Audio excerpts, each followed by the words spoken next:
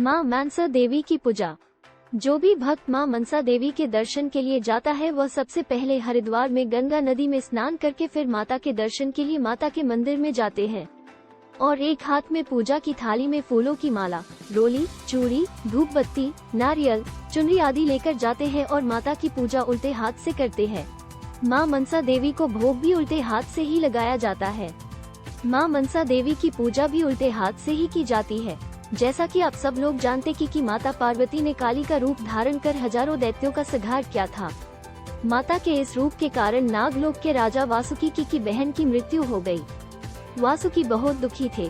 तब भगवान शिव ने अपने मस्तक पर बहाव से एक कन्या को जन्म दिया और उसे वासुकी को भी दे दिया। चूँकि ये कन्या भगवान शिव की मांस पुत्री थी, इसीलिए इसका नाम मनसा रखा गया। इस तरह मनसा देवी का जन्म हुआ। तब वासुकी उस कन्या को लेकर वहां से निकल पड़े। आधे रास्ते में ही वह गिर पड़े, क्योंकि उनसे मां मनसा देवी का विष का प्रभाव बर्दाश्त नहीं हो सका।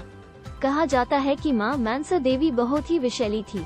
इसका एक कारण यह भी था कि भगवान शिव ने जब असुर और देवताओं में अमृत के लिए युद्ध हो रहा था, तब भगवान शिव ने वो विषैला विष पिया था जिसका नाम कालकूट था, जिसके कारण उनका नाम नीलकंठ भी है। इसी कारण मां मनसा देवी भी बहुत ही विषैली थी। इस कारण संपूर्ण ब्रह्मांड में सबसे ज्यादा जहरीली कन्या थी। धरती पर पड़े राजा वासुकी ने भगवान शिव को पुकारा, हे प्रभु, मैं इस कन्या का विष का ताप सहन नहीं कर पा रहा हूँ। जब मैं सहन नहीं कर पा रहा हूँ तो ये छोटी सी नवजात कन्या इसको कैसे बर्दाश्त कर पाएगी।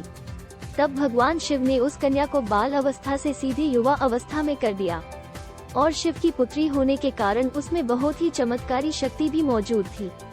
मनसा देवी को जब यह मालूम हुआ कि वह बहुत शक्तिशाली है, तो उसे अपने आप पर अहंकार, घमंड होने लगा। मां मनसा देवी ने अपनी शक्तियों का गलत इस्तेमाल करने की कोशिश की। उसने पाताल लोक में भी अपना हक जमाना चाहा। मां मनसा देवी चाहती थी कि सब लोग उनकी पूजा करें, इसलिए उन्होंने बगावत छेड़ी कि जिस तरह भगवान शिव के परिवार में गणेश और कार्तिक की पूजा की जाती है, वैसे ही मेरी भी पूजा की जानी चाहिए। ठीक वैसे ही धरतीवासी भी मेरी भी पूजा करे। जब भगवान शिव को ये पता चला कि मनसा अन्य देवियों की तरह अपने आप को पूजने के लिए मना रही है और लोगों पर अत्याचार कर रही है, तब उन्होंने मनसा देवी को अपने पास बुलाया और कहा कि तुम धरती पर जाओ। कहा जाता है कि धरती पर शिव का एक भक्त चंद्रधर भी है। यदि वह तुम्हारी पूजा कर लेगा तो धरतीवासी भी तुम्हारी पूजा करने लगेंगे। भक्त चंद्रधर धरती पर शिव का महान भक्त था।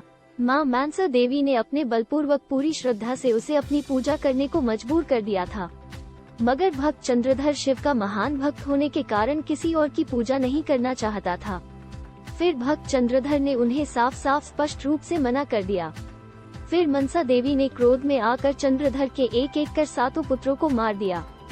फिर चंद्रधर की पत्नी ने मां मनसा देवी से प्रार्थना की। फिर मां मनसा देवी ने चंद्रधर की पत्नी को एक वरदान दिया कि तुम्हें एक और पुत्र होगा। फिर चंद्रधर के घर एक और पुत्र हुआ, जिसका नाम लुक्मीचंद्र रखा गया। लुक्मीचंद्र का विवाह एक अखंड सौभाग्यवती कन्या भुला के साथ किया गया। भुला एक महान सती था। जब मनसा देवी के बलपूर्वक प्रयास के कारण भी चंद्रधर ने उसकी पूजा नहीं की, तो मां मनसा देवी ने अपने ही वरदान से दिए हुए पुत्र का शादी की पहली ही रात में मृत्यु दंड दे दिया। भुला एक महान सती थी। उसने अपनी शक्ति से तीनों लोकों के भगवानों से प्रार्थना की उसके पति को जिंदा कर दे और उसे न्याय दे, और कोई भी ये करने में सक्षम नहीं था। फिर देवी सती भुला ने शिव से प्रार्थना की वह उसके पति को जिंदा कर दे। जब भगवान शिव को ये पता चला कि मां मनसा के कारण उसके पति की मृत्यु हुई है, तब भगवान शिव तांडव करने लगे। फिर मां मनसा देवी प्रकट हुई और भगवान शिव से माफी मांगी। तब भगवान शिव ने कहा कि तुम चंद्रधर के प्राण वापस लौटा दो, मगर मनसा ये करने में सक्षम नहीं थी। मां मनसा को अपनी गलती का आभास हुआ और उसने सभी से माफी मांगी। फिर भगवान शिव ने चंद्रधर को जीवन दान दिया और उसके 7 पुत्रों को भी जीवित कर दिया और चंद्रधर को कहा कि वो मां मनसा देवी को फूल अर्पण करे। जैसे ही चंद्रधर और उसकी पत्नी मां मनसा देवी पर फूल अर्पण करने लगे तो मां मनसा ने रोक दिया और कहा कि इस दुनिया में सभी देवी देवताओं को सीधे हाथ से फूल अर्पण किया जाता है और पूजा की जाती है, मगर मेरी पूजा उल्टे हाथ से की जाएगी। फिर भगवान शिव ने मां मनसा को यह वरदान दिया कि आज से दुनिया में लोग तुम्हें मां मनसा देवी के नाम से पूजेंगे। जो भी भक्त तुम द्वार पर आएगा उसकी हर मनोकामना पूरी होगी, तुम धरती पर पूजी जाओगी।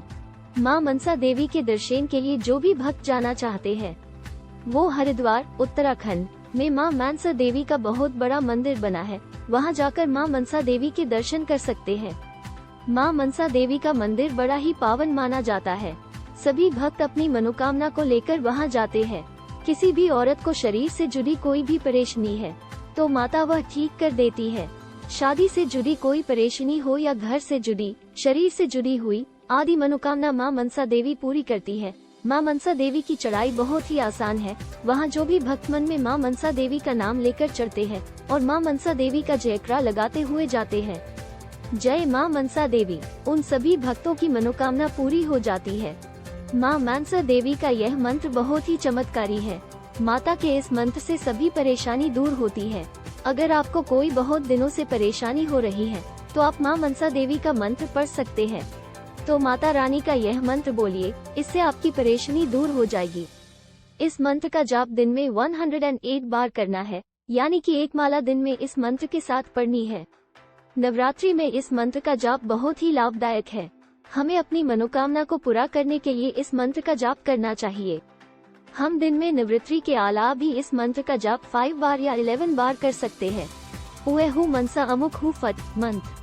बंगाल में माँ मनसा देवी की पूजा गंगा दशहरा के दिन होती है, जबकि कहीं कहीं कृष्ण पक्ष पंचमी के दिन भी देवी की पूजी जाती है।